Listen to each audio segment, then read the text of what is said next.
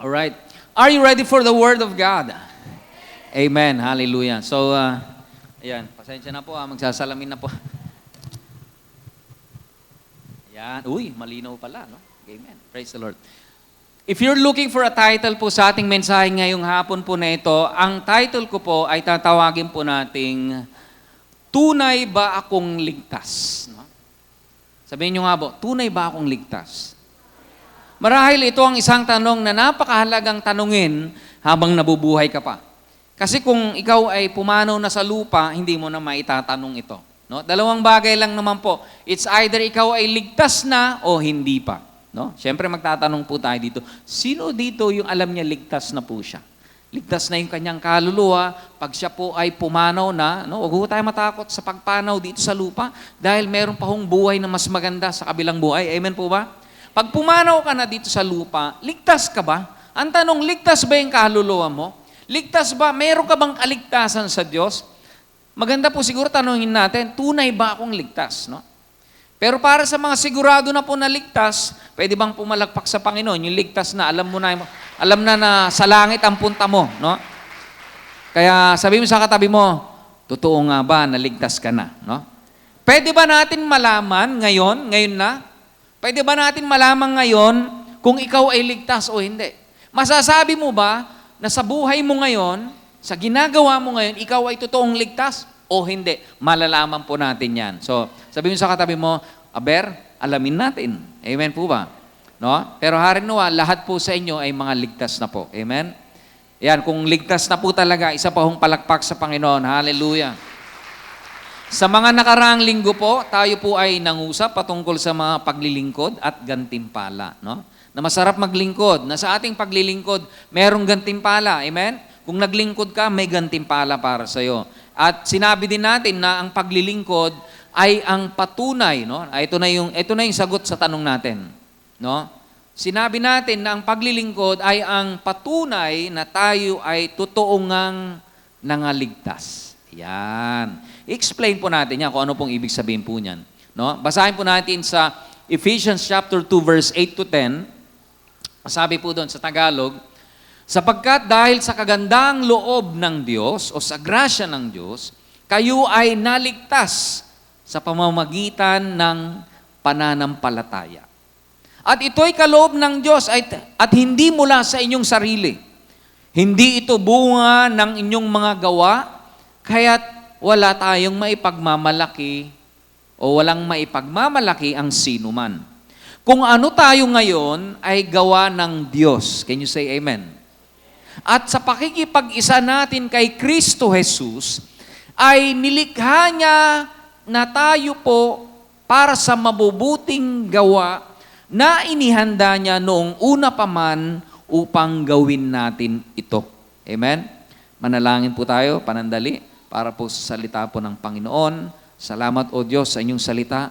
Mangusap po kayo sa bawat puso. Alisin niyo po ang lahat ng alinlangan at nawa maipamuhay po namin sa madaling panahon, Panginoon, sa as soon as possible, Lord God, ang salitang ito para nga naman maging sigurado na po kami sa aming pong kahinatnan. Salamat po sa kaligtasan. Ngayong hapon na ito, pinupuri ka namin in Jesus' name. Amen and amen. Ibig sabihin, tayo ay naligtas para sa paglilingkod. Yun ang ibig sabihin po niya. Ikaw ay unang naligtas bago ka tinawag na maglingkod. So meron pong tamang salansan po ang ating gawain. No? Hindi sa paraan na gusto mo o gusto natin, ngunit ito ay inihanda niya na ating gagawin. Ano po yun? Yung gawain. So unang-una sa lahat, tayo muna ay naligtas bago po tayo nakapaglingkod. Pag sinabi mong paglilingkod, syempre, ultimately, no, para po sa Panginoon yan yung paglilingkod. No? Lahat ng ginagawa mo ngayon, paglilingkod sa Diyos. Kung unang-una, ikaw ay naligtas na. Pero kung ito ay ginagawa mo para maligtas ka, para somehow maawa ang Diyos sa'yo, para somehow makita na mabait ka nga namang tao, mali pong pananaw po yun. So ang tamang pananaw po, unang-una, naligtas ka. Naligtas ka ba dahil sa iyong gawa? Hindi. Naligtas ka dahil sa gawa ng Diyos sa buhay mo. Amen? Ngayon at ikaw ay naligtas na, dito natin malalaman. Ito ang pruweba. Ang pruweba po ay naglilingkod na po tayo sa Diyos. Amen po ba? Amen? Ayan, gising pa ba? Ayan. May mga ilang dahilan kung bakit hindi kaya o hindi pwedeng maglingkod sa Diyos. No? Hindi pwedeng kahit sino lang maglilingkod sa Diyos. Amen? Kaya nga ang lahat ng tao, sinisikap nilang maglingkod sa Diyos sa kanilang sariling pamamaraan. No? Ang dami nating kakilala, naglilingkod daw sa Diyos sa sarili nilang pamamaraan, sa mga pakikipagkapwa-tao nila. No? So, ako personally, hindi ko pwedeng batikusin po yun dahil sila po yun eh. Pero ang tamang pananaw po, unang-una, dapat ligtas ka muna. No? Kasi ang totoong paglilingkod ay galing po sa kaligtasan na galing sa Diyos. Nakukuha niyo po ba? Ito po ay pundasyon lamang po ng ating pag-uusapan ngayong hapon na ito. No? Unang-una, anong mga dahilan na tayo po ay hindi pwede o hindi natin kayang maglingkod sa Diyos? Unang-una, sila ay mga sanggol pa at bata pa sa pananampalataya. So kung ikaw ay bago pa lang sa Panginoon, kumbaga isang linggo ka pa lang sa Lord, syempre, hindi mo pa alam yung mga pasikot-sikot, hindi mo pa alam yung mga kaalaman patungkol sa paglilingkod, ikaw pa isang toddler o infant, no? Nakita mo na ba yung isang infant, no? Isang linggo pa lang na nilabas ng nanay niya sa sinapupunan, pinag-iigib mo na, hindi pwedeng ganon. Di po ba? Tama po ba? Amen? Siyempre naman, pastor, ano ka ba? Siyempre, infant nga. Ganon din po. Ang isang infant, hindi pa pwedeng maglingkod. Ang isang baby Christian, hindi pa pwedeng maglingkod. Siyempre, no? Hindi natin ine-expect na maglingkod sila kaagad. No? Pangalawang rason, hindi sila sumasamba sa espiritu at katotohanan. No?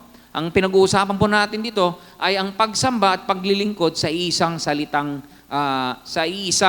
na salitang Ebreo po, no? Sa Hebrew, no? Hindi sila sumasamba sa they're not worshiping or their faith, they're not worshiping in spirit and in truth, no? Pangatlo, hindi pa sila ligtas. Obviously, pag hindi ka pa ligtas, kahit gusto mo maglingkod, yung paglilingkod mo hindi pa counted, no? I'm sorry, pero hindi pa counted. Hindi ka pa ligtas eh. Kasi po, kung hindi ka paligtas at naglilingkod ka na sa tingin mo, sa pananaw mo, lahat po yan ay pagiging religyoso lamang.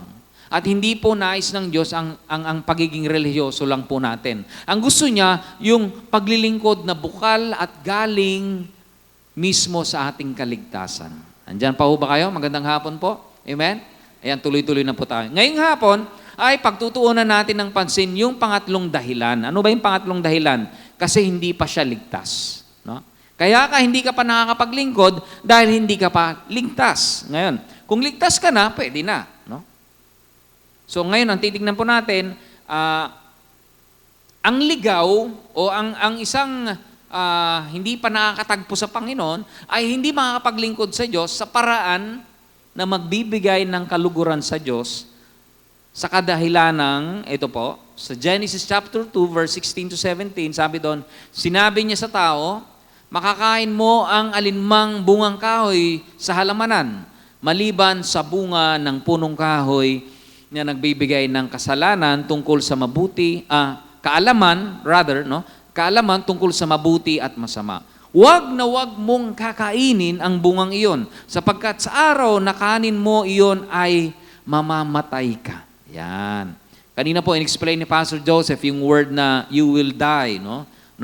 Sa Hebrew po, meron po silang lingwahe na ang ibig sabihin po pala niyan, inuulit po nila. Pag gusto nilang patindihin yung ibig sabihin ng isang salita, inuulit nila, no? Kung gusto nilang pagrabihin yung intensity ng ibig sabihin ng isang salita, inuulit nila, no?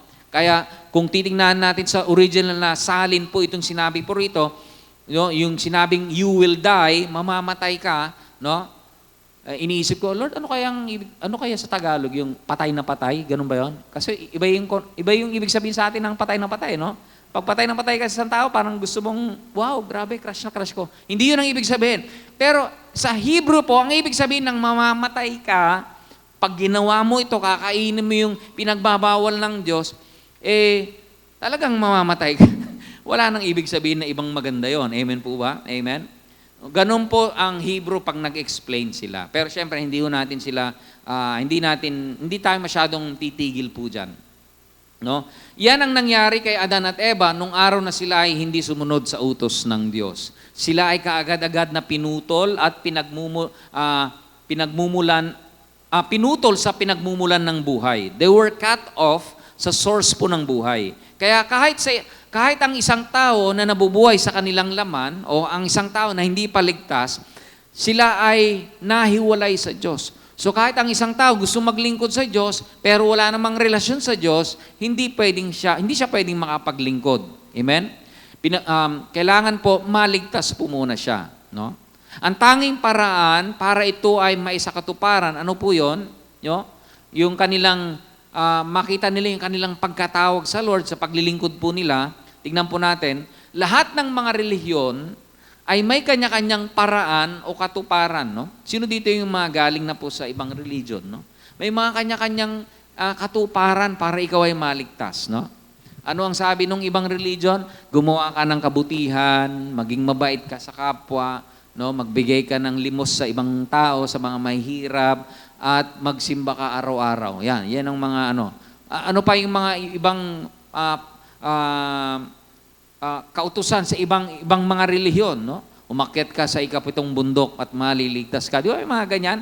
O kaya ikaw ay magpatato ka sa katawan ng imahe ng ganito. I'm just making that up, pero mukhang ang daming requirements po sa mga ibang religion bago ka maligtas, no? O kaya mag-down payment ka muna. Meron mag-ano na religion, mag-down payment ka muna, no? Pero sa Panginoon, hindi yun ang requirement, no? Para malaman mo na ligtas ka, malalaman mo kaagad kung ikaw ay naglilingkod na. Amen? Kasi may mga tao po na sa tingin nila ligtas na po sila, hindi naman natin sila kinukutya o anuman, pero hindi naman po naglilingkod. Nagsisimba lang every Sunday, para lang din nagsisimba sa dating simbahan, no? Pero hindi naman naglilingkod, no? Ang totoong senyales, ang totoong paraan para malaman na ligtas ka, ay kung naglilingkod ka na, no? So mamaya, tingnan po natin, anong klaseng paglilingkod yan sinasabi mo, Pastor? So, ang sabi po sa Romans chapter 1, verse 18 to 21, nahayag mula sa langit ang puot ng Diyos laban sa lahat ng kalapastanganan at kasamaan ng mga taong dahil sa kanilang kasamaan ay hinahadlangan ang katotohanan. Sapagkat ang maaring malaman tungkol sa Diyos ay maliwanag dahil iyon ay ipinahayag sa kanila ng Diyos. Mula pa ng likhain ng Diyos ang sanlibutan, ang kanyang likas na hindi nakikita, ang kanyang kapangyarihan walang hanggan, at ang kanyang pagka-Diyos ay maliwanag na inihahayag ng kanyang mga ginawa. No? Kaya't wala na silang maidadahilan pa. Kahit nakilala nila ang Diyos, siya ay hindi nila pinarangalan bilang Diyos at pinasalamatan man. Sa halip, naghahaka-haka sila ng mga bagay na walang kabuluhan, kaya't nagdilim ang hangal nilang pag-iisip. No?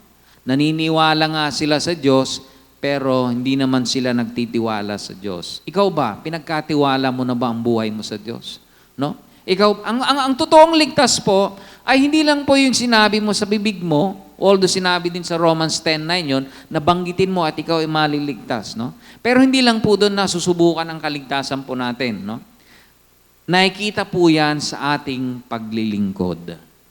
Can you say amen to that? Amen. Yan. So, sana po hindi kayo antukin, okay? Tingnan mo kung inaantok yung katabi mo. Baka nag-i-scroll na yan sa cellphone niya, na-bored na siya. Kumaga, wala namang patutungan itong sinasabi ni Pastor, mag-scroll nga ako dito. Well, tingnan natin, no? Saan tayo tutungo dito sa sinasabi ko? At dahil inihayag na ng Diyos kung sino siya, lahat ay may kamalayan na. Ang kanilang kasalanan ay wala nang kawala sa kanila. No? Kailangang managot at kaparusahan ang kapalit. No? Dahil nga nakita na natin, may problema pala ang tao. Kaya kahit anong gawin mo pagpakabait, kulang yan para makapunta ka sa langit. Amen po ba? May problema ang tao. Bakit? Kahit anong gawing mong relihiyon, saan ka man pumasok na relihiyon, hindi ka maliligtas. Kasi hindi po yan ang daan, hindi yan ang tamang daan. Amen? Yan, natatawa yung iba. Yun, saan po yung dating daan? No? Hindi po relihiyon ang sinasabi ko. Ang sinasabi ko po, yung pong pamamaraan ng Diyos para maligtas po ang tao. Kaya ano kaya ang magiging halaga ng kanilang mabuting gawa kung hindi maayos ang problema natin sa kasalanan? Kung tayo po ay makasalanan pa rin na naglilingkod, magiging counted kaya yung paglilingkod mo? Kaya hindi pwedeng kahit sino na lang maglilingkod sa Diyos. No? Ako po, naglilingkod po ako sa Diyos, 50 taon na po. No? Pero makikita mo yung buhay niya, parang hindi naman. No? Ang totoong ligtas po, ang bunga po niyan ay paglilingkod. Maya-maya tingnan po natin. Ano ang halaga ng iyong paglilingkod? Sa makatupid, walang halaga ang ating mga gawa. Ito na po, sa masinsinang usapan, kahit ano palang gawin mong pagpapakabait, kahit ano palang gawin mong ritual o kung anumang tradisyon o kung anumang pagpapakahirap sa sarili, sakripisyo na ginagawa mo, kung wala kang relasyon sa Diyos sa pamamagitan ng kanyang anak, hindi po counted. I'm sorry to say, hindi po counted. Lahat ng pagpapakabait mo mula nung bata ka pa. No? Grabe naman, ganun ba katindi si Lord? Hindi man niya lang napansin yung pagpapakabait ko? Hindi po counted. Kasi po, dahil po sa kasalanan. Lahat ho tayo ay napinturahan po ng kasalanan. Lahat ho tayo ay nagkamali. Lahat ho tayo ay nagkulang. No? We will fall short of the glory of God. Ika nga. So kahit anong gawin mo, kahit anong magandang intensyon ang gawin mo, kung wala kang relasyon sa Ama sa pamamagitan ng anak, wala hong kaso yung paglilingkod mo. Kumbaga, hindi po yan bearing, ika nga, no? Sa makatuwid, walang halagang ating magawa para tayo ay maligtas. Kung ang isip mo po, magsisimba ako para maligtas ako, kulang po yun. Kung ang isip mo po, mamimigay ako ng pera para maligtas ako, kulang po yun. Kung sa tingin mo, ang iyong pagpapapako sa krus mismo ay maliligtas ka tuwing mahal na araw sa Pampanga, no? Kulang po yun. Kahit ilang pako pa ang iturok sa katawan mo, kulang pa rin yun nakabayaran sa kasalanan ginawa mo. So, kung yun ang sitwasyon natin, pastor, wala pala tayong pag-asang maligtas. Totoo naman po, na kung sa sarili po natin, wala ho tayong pag-asang maligtas. Yan po ang walang solusyong problema sa tao kung wala si Jesus. Can you say amen? Don't worry, hindi ho tayo matatapos sa bad news. No? Matatapos po tayo sa good news. Amen? Can you say amen? Malapit na ho yung good news. Yan. Walang pwedeng sumagot sa yung kamalian at kasalanan. Hindi ko pwedeng sabihin, Delphine, alam ko naman lahat ng mga ginawa mo. Ako nang bahala. Ako nang sasagot dyan. Aba, sino ka ba? Diyos ka ba para sagutin mo yung mga kamalian ko? Kasi tanging ang Diyos lamang ang pwedeng sumalo lahat ng sa atin. Pre, ako nang bahala dyan. Pwede ba yung ganon? Hindi. Hindi po pwede. Sa mga magkakaibigan, Lord, bro, sagot ko na yan. Yung in-order mo, sagot ka na. Yan, pwede pa yon. Pero yung kasalanan mo, hindi mo pwede ipasagot sa iba yan. No? Maski sa asawa mo, maski ang asawa mo, hindi niya kayang sagutin yung mga, sa Panginoon, yung mga kasalanan ginawa mo. Kasi po yung ating pagkakasala po, individual po yan, o kung ito man ay sa pamilya o generations, haharapin natin sa Diyos yan, one-on-one. Tama ba? And one by one. Hindi mo pwedeng sisihin yung ibang tao na, Lord, kasi siya hindi pwede. Ikaw ang mananagot sa kasalanan na yan.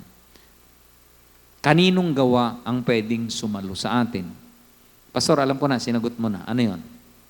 Tignan po natin yung John 3:16 hanggang 17. Alam na po natin to. Sapagkat gayon na lamang ang pag-ibig ng Diyos. Pag-ibig po hindi po pag-ibig ni numan, no? Sa sangkatauhan, kaya't ibinigay niya ang kanyang kaisa-isang anak upang ang sinuman, sabi niyo nga po sinuman, I like this, no? Kasi wala pong requirement. Kahit sino. Sabi mo sa katabi mo, kahit sino. Kahit ikaw. Sabi mo sa katabi mo, kahit ikaw. No? Ibig sabihin, kahit sino na sumampalatay sa Kanya ay hindi mapahamak, kundi magkaroon ng buhay na walang hanggan. Ito na po yung buhay na sinasabi natin. Ang mahalaga ba sa inyo, yung buhay lang ngayon? Aba, mahirap yan. Kailangan isipin natin the life after. Amen? The eternal life. Ang tanong ngayon, tunay ba akong ligtas? Tunay ka bang ligtas? Hindi kita sinisisi, hindi kita minamaltrato, hindi kita dinudusta ngayon na o kaya kino-question ko yung salvation mo. But you need to ask this question sa sarili mo. Tunay ba akong ligtas? Tanungin mo yung sarili mo. Ikaw din ang makakasagot niyan. Amen? Gusto mo ba ang malaman yung sagot? Sabay-sabay nating tignan, no? Isinugo ng Diyos ang kanyang anak, sabi po sa verse 17. Minsan, pag binasa natin ang John 3:16, hindi na natin binasa yung John 17. John 3:17. Basahin natin yung John 3:17. Isinugo ng Diyos ang kanyang anak, hindi upang hatulan ng parusa ang sanlibutan, kundi, sabay-sabay, upang iligtas ito sa pamamagitan niya. Amen? So, ang ating kaligtasan po ay hindi po sa ating gawa. Ang kaligtasan po ay tanging sa Panginoong Hesus lamang galing. Amen? Sometimes we wonder why. Nakapanood na ba kayo ng YouTube na nagsasabing, eto yung mga naligtas ng mga namatay na? No? May nakita na ba kayo? Ibigay niyo nga sa akin yung link, gusto kong panoodin. No? Pero, wala, no? Pero ikaw, malalaman mo, kung ligtas ka, ngayon pa lang alam mo na kung ligtas ka o hindi. Ganun ba kasigurado yan? Yes. Kasi kung minahal ka na ng Diyos noon at tinanggap mo ang pagmamahal na yan hanggang ngayon, eh hanggang sa ikaw ay punin na ni Lord, andyan pa rin yung pagmamahal na yan. Amen? Amen. At yan nga po yung gustong sirain ng kaaway po sa atin. No? Pwede kang mamili na iyong mabuting gawa ay sapat na o kaya ay maniwala sa ginawa mismo ni Jesus. Pwede kang mamili. No? Mamili ka. Pipiliin mo ba yung ginawa mong kabutihan o yung ginawa ng Diyos sa krus? No? Para sa iyong kaligtasan. Hindi ang ating gawa, ulit ko pong sasabihin po sa inyo. Kasi nga po, sino nga ba yung dalawang nasa kaliwa at kanan ni Jesus nung nakapako sila? No? Sino yung nasa kaliwa? Sino yung nasa kanan? Kilala nyo ba? Kuya Jerome, sino yung nasa kanan? Yun yung pinangakuhan niya, no? Yung ba may pagkakataon ba siyang magbago pa? Wala na. Mamamatay na rin siya, nakapako na siya. Hindi na siya pwedeng magpakabait pa, gumawa, magsimba araw-araw, wala na. Last day niya na yon. And yet, sabi ni Lord sa kanya, simula ngayon, makakasama mo ako sa paraiso. Amen? Paraphrase, hindi ko alam yung eksaktong sinabi niya, no? Pero sabi niya, simula ngayon, kasama mo ako sa paraiso. Nagpakabait pa ba siya? Nag-encounter pa ba siya? Hindi na, no? Wala na siyang panahong magnobena pa o kung ano mang pwede niyang gawin, di ba? Wala na. Pero binigyan siya ng kaligtasan. Bakit po? Kasi katabi niya mismo yung kaligtasan. Marahil ngayon, katabi mo mismo yung gustong magligtas sa'yo. Ang Diyos, nandyan lang sa tabi mo. Mamili ka, sinasabi. Mamili ka. Sinong gustong sumagot sa kasalanan mo? Yung mga mabuti mong gawa o yung ginawa ni Jesus? Amen? Amen. Nakikita niyo yung gusto kong sabihin ngayong hapon? Ngunit paano mo malalaman? Eto na, paano mo malalaman kung ang iyong paniniwala ay sapat para maligtas ka? No? Sapat na po ba yung, Lord, I receive you as my Lord and Savior in Jesus' name. My Lord and my Savior, I receive you. Amen and amen. Alam niyo po, wala pong magic po doon. Pero nga po, ang sabi po sa Biblia, we were saved by grace through faith. Amen? Tama po ba? We were saved by grace through faith. And even the belief that we have, even the faith that we have doesn't come from us. It came from the Lord Himself. So it must be His decision for us to know Him and for us to receive Jesus Christ. Kaya ako po'y naniniwala, wala pong aksidente na ikaw ay nandito ngayon sa church. Ay, hindi, pastor, ang kataon lang, wala lang kami magawa, nagpunta lang kami dyan para matawa naman kami sa buhay. No? Ganun ba yon? Hindi. May purpose lagi ang Lord. Maski nga isang linya, yun lang yung naalala mo sa preaching, pero tumusok sa puso mo. Amen? Ang Diyos gumagamit ng pagkakataon. At marahil, ito na yung pagkakataon mo na makakilala sa Panginoon ng lubusan at hindi lang puro gawa. No? Amen po ba? Gusto nyo lang po ba ng puro gawa, tapos mamaya puro ngawa naman? No? O gusto nyo ng naligtas muna? Kasi pag naligtas ka na, ang pinakamahirap sa buhay is when you keep on proving yourself. I think that is really, for me, no, parang nakaka-frustrate. When all you do is to prove yourself to someone that you are worth it, no? That I am okay ako, no? Hindi. Ang ating salvation sa Panginoon is not proving ourselves to God. Lord, mabait ako, save mo ako. Lord, nagsimba ako ngayon, kaya i-bless mo ako. Ganun ba yung pananaw natin? Lord, nag-encounter na ako, kaya I am worthy of your blessings. Ganun ba yun? No? Hindi po dinidemand ang salvation. Hinihingi, pero hindi mo dinidemand. Gift po kasi yan. Itong salvation na ito, maganda na malaman mo na ngayon bago ka pa umuwi. Mag-aalas 4 na po. Biruin mo, pag uwi mo, alam mo, ligtas ka. Mamaya tignan natin kung ano yung pinagagawa sa atin ng Diyos. Ngunit paano mo malalaman na ikaw ay ligtas? No? Sapat ba yung pagtitiwala mo? In Santiago 2:19, sa English po, ano ba yung Santiago? James chapter 2:19, sabi po doon, sumasampalataya ka na ang Diyos ay iisa, di ba? Tanong yon.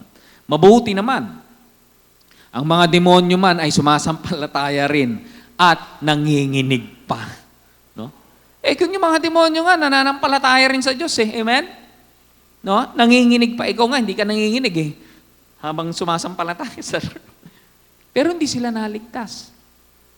Ang tanong, bakit? No? Sabihin niyo, Pastor, bakit? Tingnan natin. Ngunit kahit ang mga demonyo ay naniniwala, ngunit ang kanilang paniniwala ay hindi sila niligtas ng Diyos.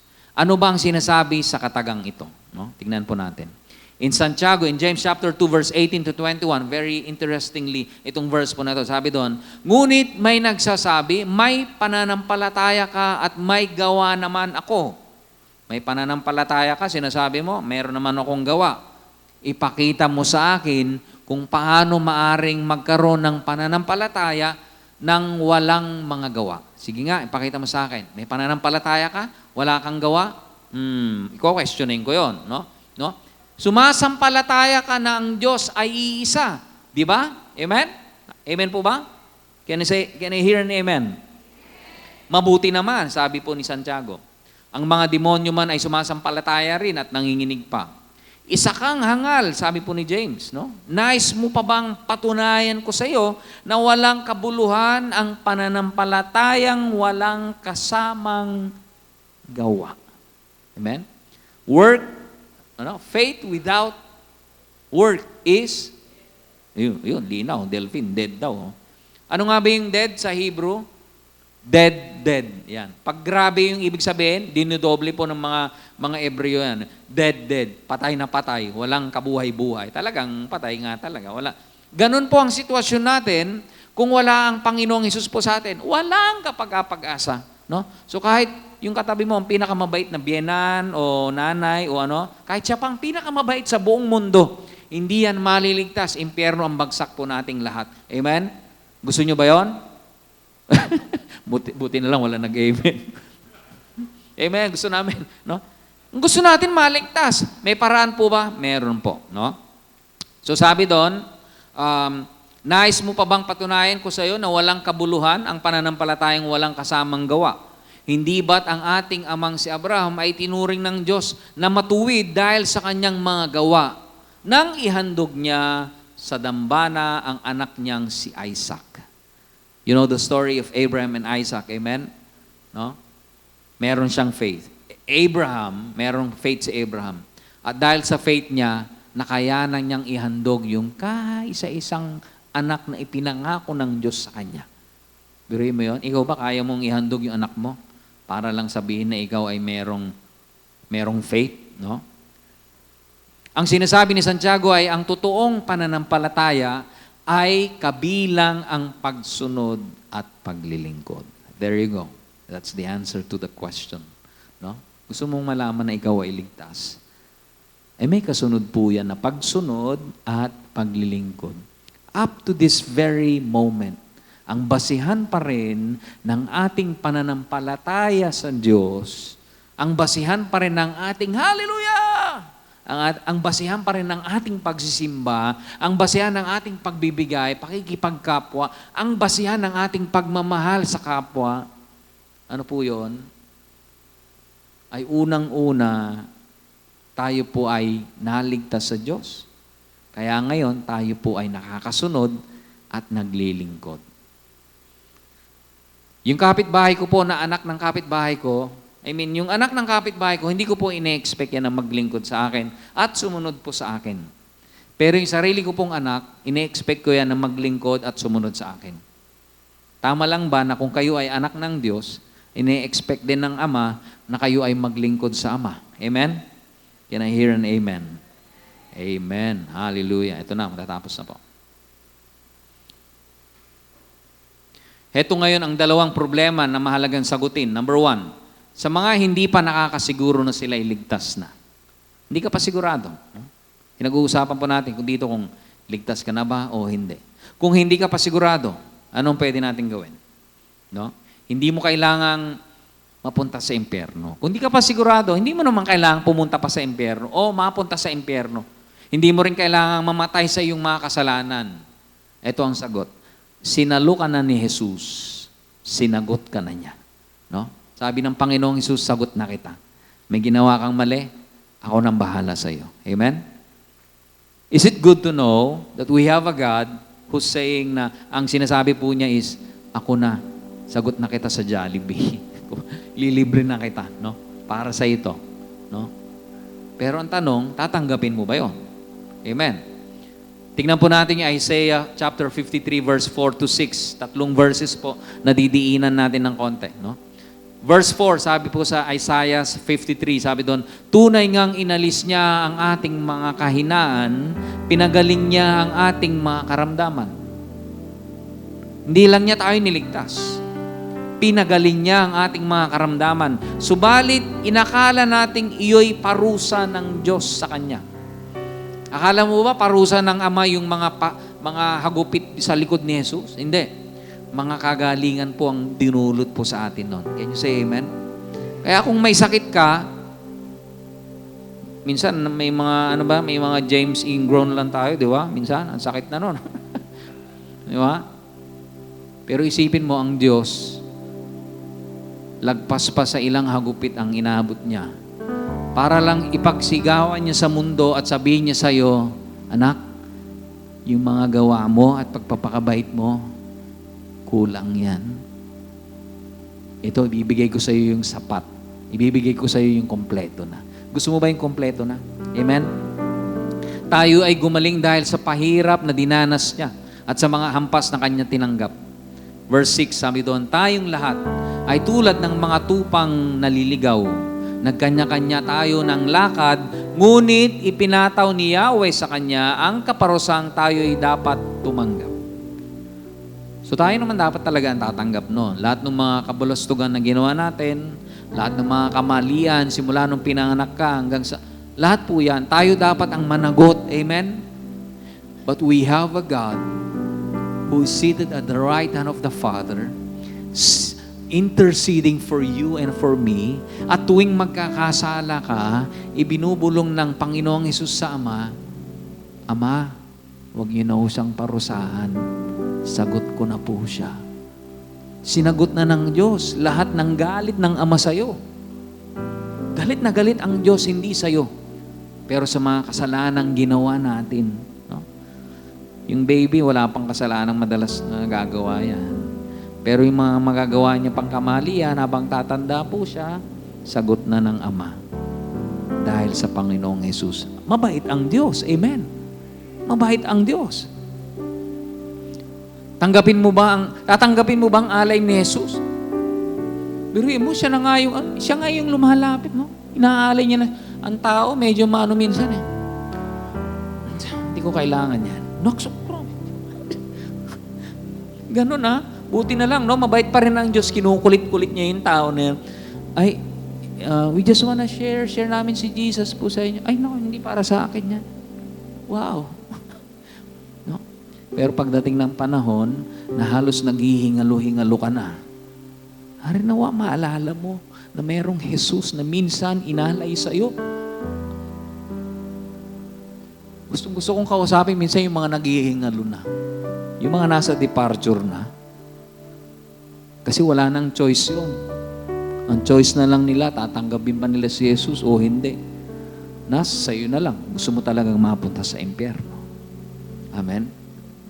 Pero paano malalamang ligtas ka ngayon? Sinagot na natin yan. Kailangan merong obedience. Hallelujah.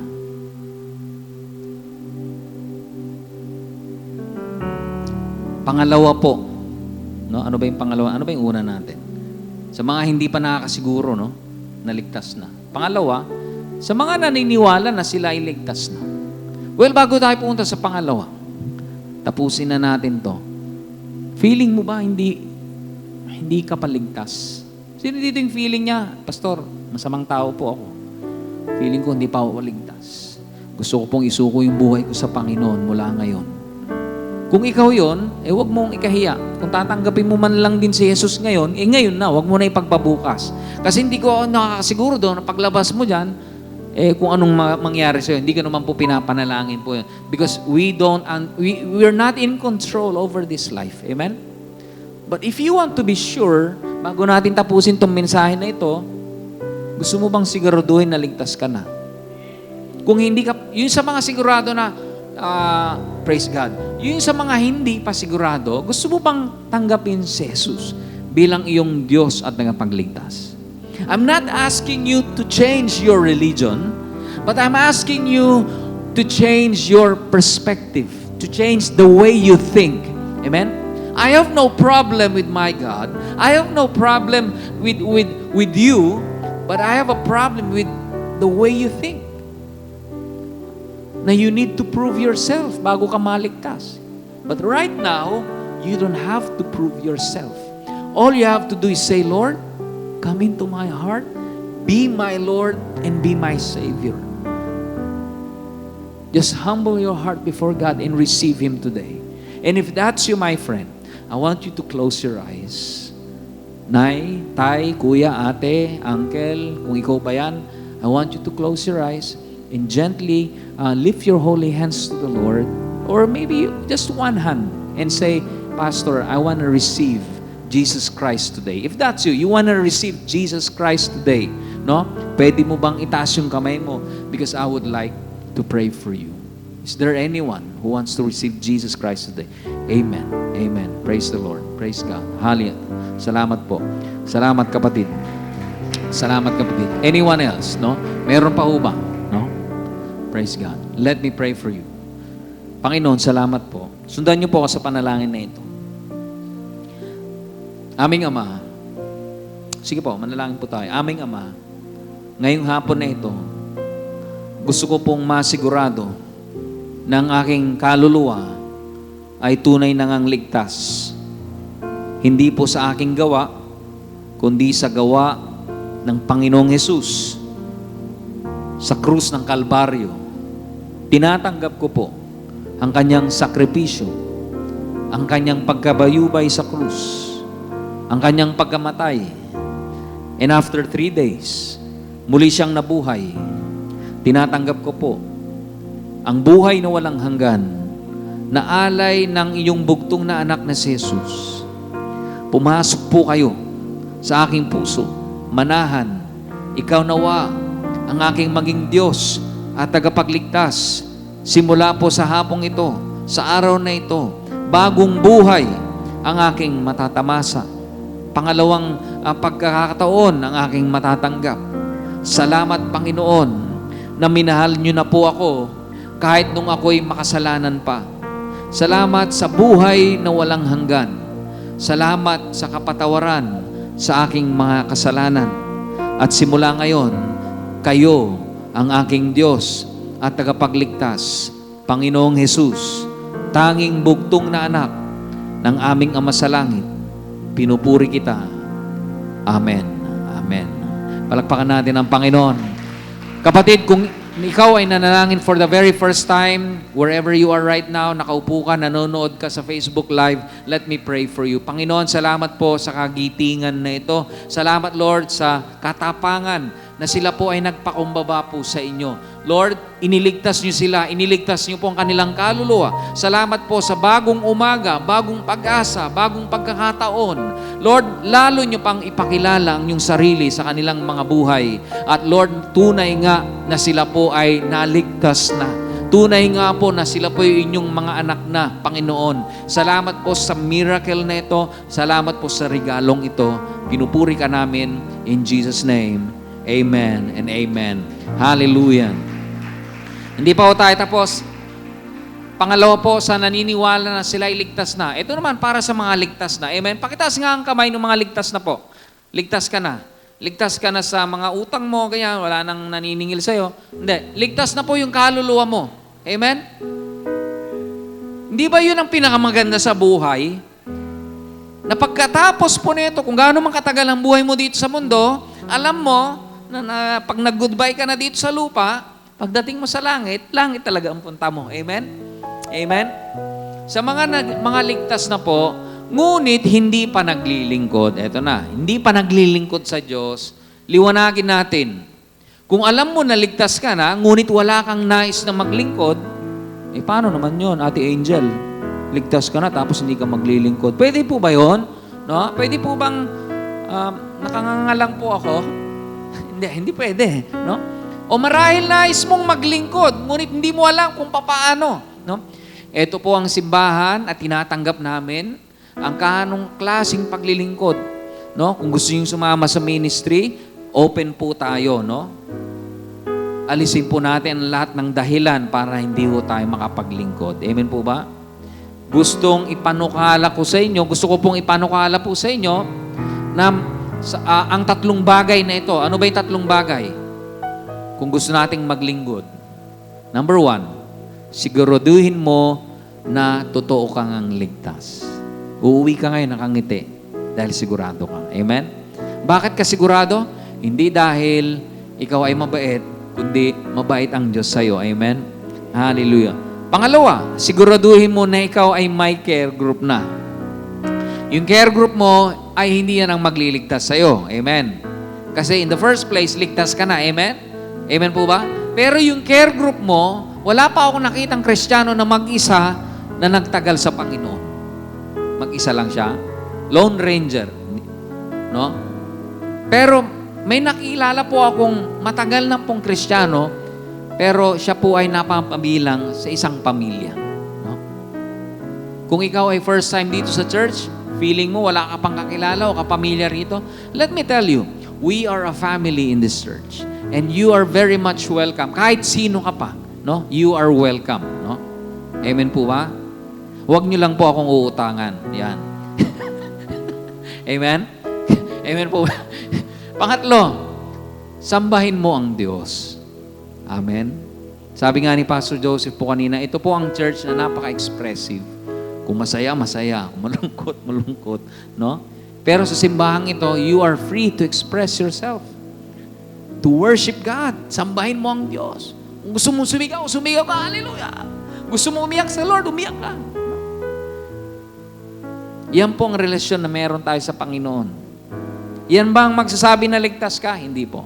And as we end, ang tanging magsasabi na ligtas ka ay hindi ang katabi mo, hindi ang mister mo, hindi ang kapitbahay mo, hindi si pastor. Hindi ko pwedeng sabihin, Angel, alam mo, ligtas ka. Hindi. Ang Diyos na nasa iyo ang magsasabi na ligtas ka. Simulan mo sa paglilingkod, kapatid. Anong klaseng paglilingkod? Pag-pray mo. Lord, how can I serve? How can I be of service to someone? What can I do?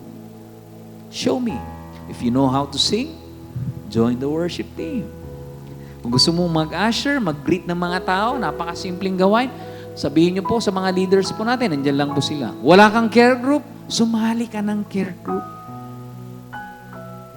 Huwag mong labanan ito na mag-isa. Kakampi mo, marami kang kakampi dito sa church. Amen? Kasama mo ang Diyos. Amen po ba? At kung tunay kang ligtas, pwede ka bang tumayo? At tayo po ay mananalangin na. Bago tayo umuwi, gusto ko, bago ka pumikit mamayang gabi, bago ka matulog, sino dito yung natutulog, dilat ang mata? Taas ang kamay. Wala naman po siguro. No? So, kailangan talaga ipikit yung mata. No? Bago ka pumikit, ano yung mga binubulong mo sa Diyos? Lord, thank you ah. Di ba? Tapos naiyak-iyak ko. O bakit anak? Anong ginawa? Basta, thank you. Okay, sige, tulog ka na anak. No? Di ba? Ang bait ni Lord, no? No? Huwag naman sana yung matutulog. Tulog na. Meron kang relasyon sa Ama. Pwede mong tanungin, Lord, ligtas ba ako? Anak, kaya mong maglingkod. Narinig kitang kumanta sa banyo. Marunong kang kumanta. Gamitin mo yung talent mo. No? Gamitin mo yung kakayahan mo. Kaya mong mag-advise, kaya mong mag-encourage na ibang tao. No? Magbukas ka ng bagong programa sa Facebook. Yung Everyday Encouragement, Part 2. Yan. Natatawa yung mga nakakalam. Kasi ako po, Everyday Encouragement, araw-araw po yun. No? Bukas, antabayanan nyo yung programa natin bukas. Ayan, konting plugging. Anong pwedeng gawin mong paglilingkod? Yung isa rito, mag-music team na yun. No? Konting training na lang. Anong klaseng paglilingkod? Sa lahat ng ginagawa mo, yung tinulungan mo yung nanay mong maghugas ng plato, inamalengke kayo, inassist mo yung nanay mo, yung tatay mo, sinuportahan mo yung whatever. You can offer it to God as your service. No? Kasi sabi po sa Biblia, kahit anong simpleng bagay, pag ito po ay inalay mo na parang pagsamba sa Diyos, kahit anuman yan na napakasimple, yan ay paglilingkod sa Diyos. Amen? Yung pagpunta mo dito sa church, nilibre mo yung kapitbahay mo sa pamasahe para makapunta sa church, paglilingkod yan. Yung meron kang ipinag-drive para lang makarating sa church, paglilingkod yan. Yung bumili ka ng kotse para may masakyan yung mga kapitbahay mo makapag-church, no? Merong kakilala, no? Bumili ng bahay, gusto nila malapit sa church kasi gusto nila mag-imbita ng mga tao sa bahay nila at kumain. Mga ganyan, no? Paglilingkod din po yan. Amen? Wala tayong lusot. Amen? Kahit anong gawin natin, pwede nating i-translate yan na paglilingkod sa Diyos. Ako naman naniniwala, kapatid, na ligtas ka na. Amen? Pero patunayan natin sa Diyos. Huwag sa akin. No? Huwag mong patunayan sa, bro, patutunayan ko, Christian ako. Huwag sa akin mo patunayan yan. Patunayan mo yan sa Lord. Bigay mo yan sa Diyos. Amen? Panginoon, salamat po. Hindi po sa aming kakayahan, kundi sa kakayahan mo kami nananalig. Salamat sa pagmamahal mo. Salamat sa kaligtasan na binigay niyo po sa amin. Nawa ang kaligtasan na ito ay tunay nga na magbunga ng paglilingkod. At simula ngayon, gagawin po namin ang lahat sa kakayahang ikaw din ang nagbigay para makapaglingkod po kami. Salamat po sa inyong mensahe ngayong hapon na ito.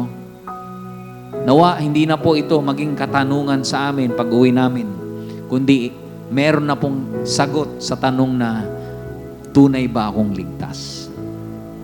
Salamat, Lord, sa presensya mo. And even as we part ways ngayong hapon na ito, samahan niyo po kami maging sa aming paglilingkod, patungkol po sa aming pagbibigay ng aming alay at ikapo. Salamat, Lord, sa pangapatuloy na sumusuporta sa ministry po ng Words of Life. Lord, lahat ng nalilikom po naming mga kayamanan ay gagamitin para sa kaluwalhatian mo. Salamat po sa mga tithes and offerings na ibinibigay ng inyong mga anak. Pagpalain niyo nga po ang gawain ng kanilang mga kamay. Pagpalain niyo po ang kanilang mga businesses. Pagpalain niyo po ang kanilang mga proyekto, Panginoon. Na ang mga blessings na ito ay patuloy na dumaloy at kami po ay maging daluyan ng mga mas marami pang blessings, Panginoon. Salamat po sa kanilang pagtitiwala sa gawain po ng Words of Life, Panginoon. Salamat, Lord God. At ibinabalik namin sa inyo ang papuri. Gabayan niyo ang bawat isa po sa amin. Dalahin ko na wala pong magkakasakit sa linggong ito. Walang madidisgrasya kung anuman. Lord, dalangin ko po, Panginoon, na ang bawat isa po sa amin ay makapaglingkod sa pagbabahagi ng inyong salita. Bigyan niyo kami ng pagkakataon, maibahagi namin ang iyong mabuting balita sa aming mga kamag-anak, kapatid, kaibigan, katrabaho, kaklase, upang sa susunod na linggo, meron kaming daladalang kaibigan, kamag-anak, at sabay-sabay namin kayong sasambahin. sa inyo ang lahat ng papurit, pasasalamat. In Jesus' name we pray. At lahat po ay sumigaw na malakas na Amen!